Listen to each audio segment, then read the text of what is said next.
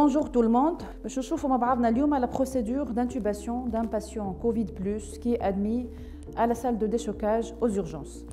Je vous présente le matériel nécessaire. Je rappelle que ce matériel doit être préparé en dehors de la salle, puis ramené pour l'utiliser.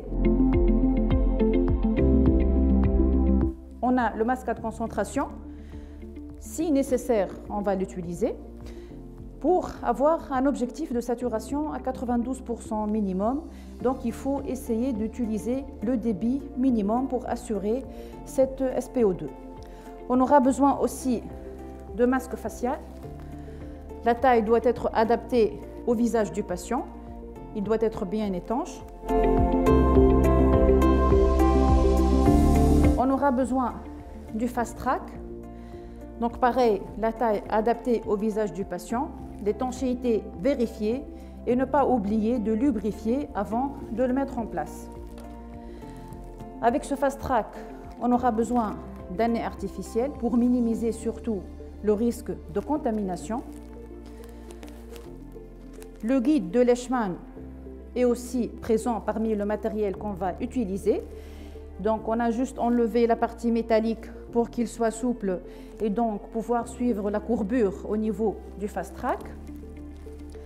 Une seringue pour gonfler le masque et la sonde d'intubation. La sonde d'intubation de taille adaptée au patient et ne pas oublier de vérifier son étanchéité au niveau du ballon.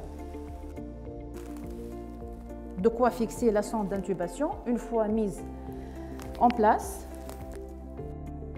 Une pince pour clamper la sonde une fois qu'on a enlevé le nez artificiel. Le lubrifiant. Une canule oropharyngée dont la taille doit être adaptée au visage du patient.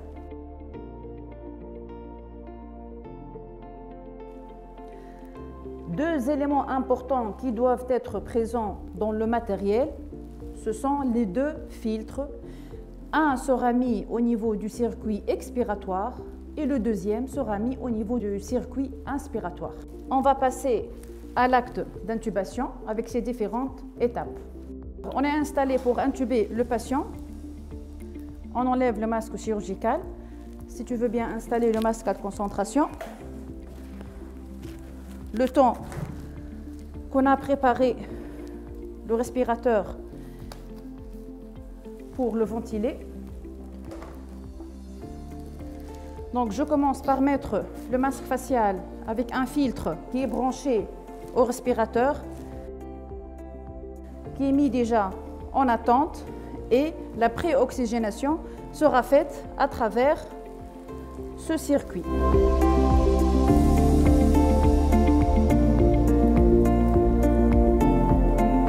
Je rappelle que le respirateur est mis en attente. On va le démarrer.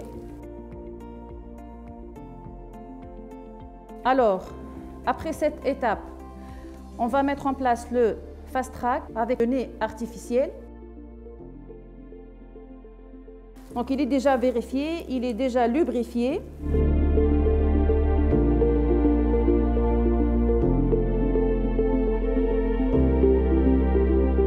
À travers ce fast track, on va faire passer le guide de Leishman.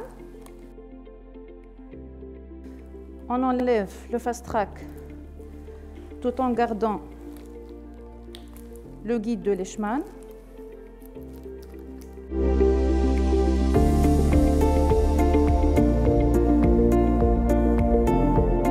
Donc on aura besoin de la sonde d'intubation avec le nez artificiel,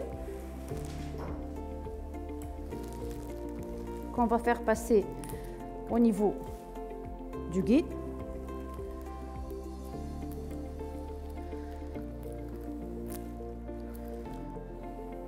Donc, une fois mise en place, on enlève le guide. Juste avant de l'enlever complètement, on doit clamper la sonde. Donc vas-y.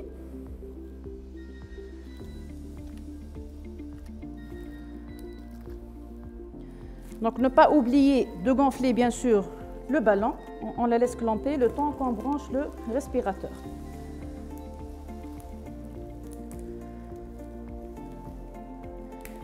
Donc comme ça, on garantit qu'on n'a pas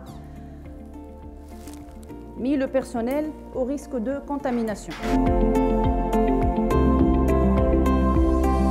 On va fixer la sonde d'intubation. Après avoir fixé la sonde, on va mettre la canule oropharyngée. Au niveau du scope, on a la capnographie, c'est la courbe en blanc. On a ici une capnographie à 33 mm de mercure pour la PET CO2. Sinon, c'est avec l'auscultation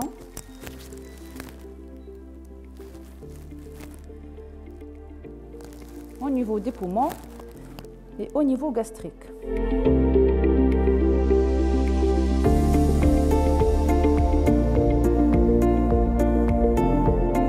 C'est l'acte d'intubation d'un patient Covid+ admis à la salle de déchocage en urgence.